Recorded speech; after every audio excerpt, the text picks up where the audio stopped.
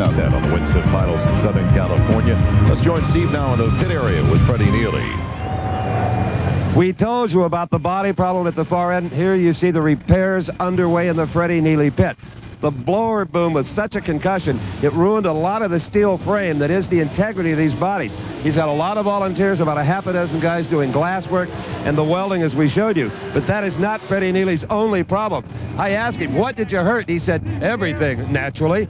There's a brand new motor going in this car. There's the engine that's hurt.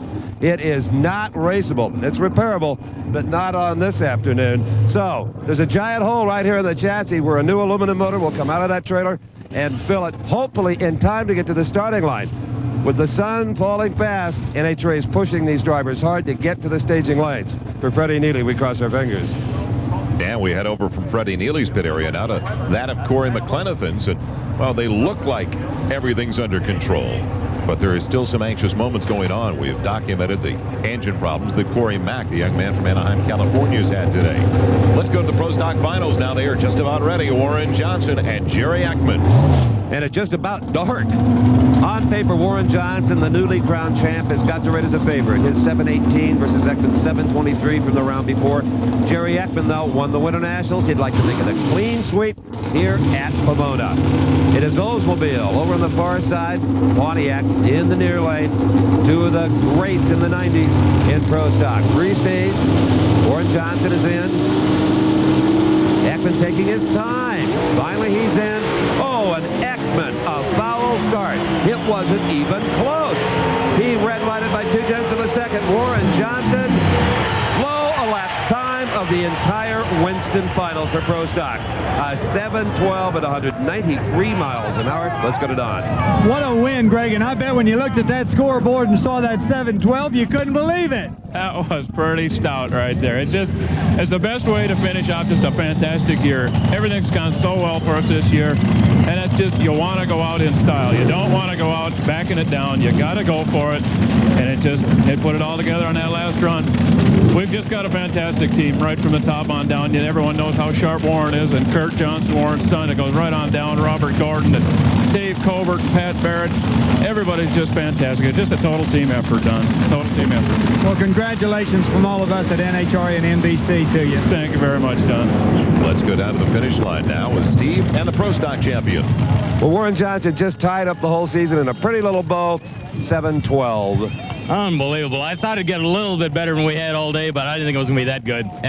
Ekman just probably had to take a shot at you, I guess. Well, they had a little bit of problem the round before, and they knew we had maybe a slight performance advantage, but I think they honestly felt we had a better lane since we had lane choice, and he took a shot at it, and unfortunately, Jerry lost.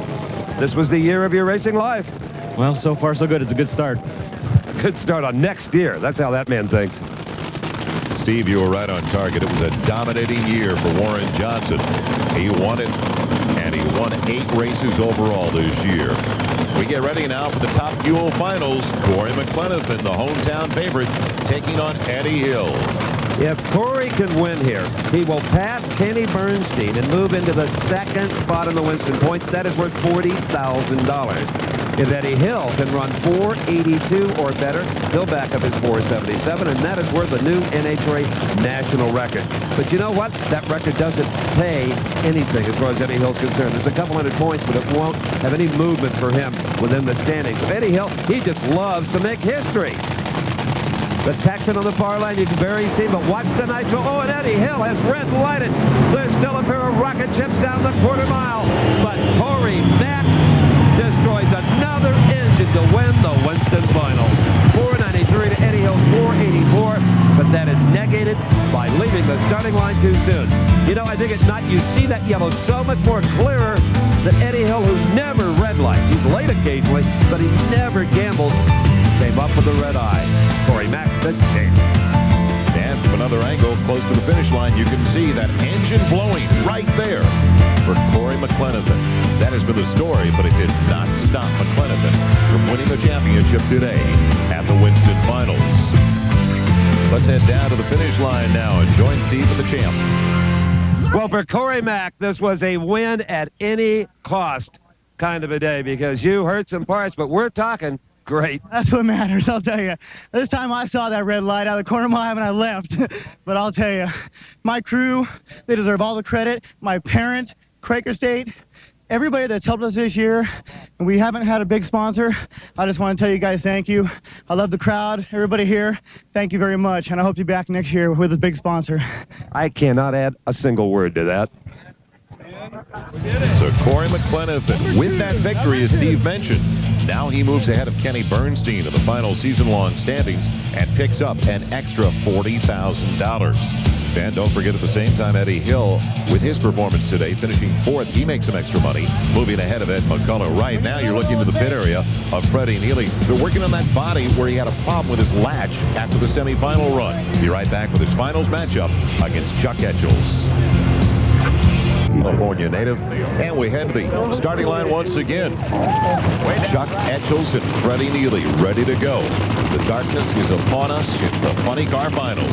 This is the last race of the entire 1992 NHRA season, and the moon is out. This is the darkest I've ever seen a national event final run under, but the drivers were very agreeable to this. With these nitro cars, they kind of carry their own light along with them. The glow from the nitro flames out of the exhaust pipes. That car of Chuck Etchells, solid machine. Hasn't hurt a part all day. Runs right in the 5 teams with consistency. Freddie Neely, I'm not sure what's under him. He's not sure what's under him. All that matters is he's here to race to try to win his first ever NHRA national event. Neely has problems. Etchells rockets down the racetrack and disappears into the darkness as the Winston chap, another sensational 5.16 elapsed time for Chuck Etchells. An awesome performance. Don Garlitz? Well, Maynard, it's been a long time since I've seen a smoother tune-up on a funny car all day long. You are to be congratulated. Well, thanks a lot, Big. We had to work with the track conditions a little bit, and the atmospheric conditions were changing as the day get into the evening here. And I was hoping to run a 16, 15, 14, somewhere in there, you know. And if he ran better, he'd have won. Thank you. Let's take a look back at the starting line and the difference in the race. Etchells got off cleanly in the far lane, but you can see right away at the beginning it was over for Freddie Neely. But a valiant effort for Neely just the same.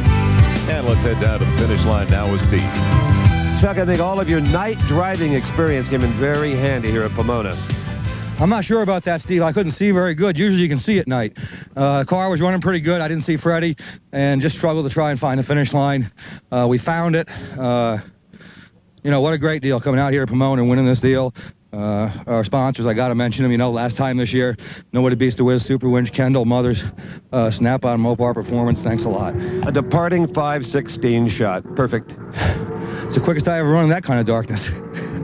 And I think he serves notice on Cruz Pedregon and John Force. Look out in 93.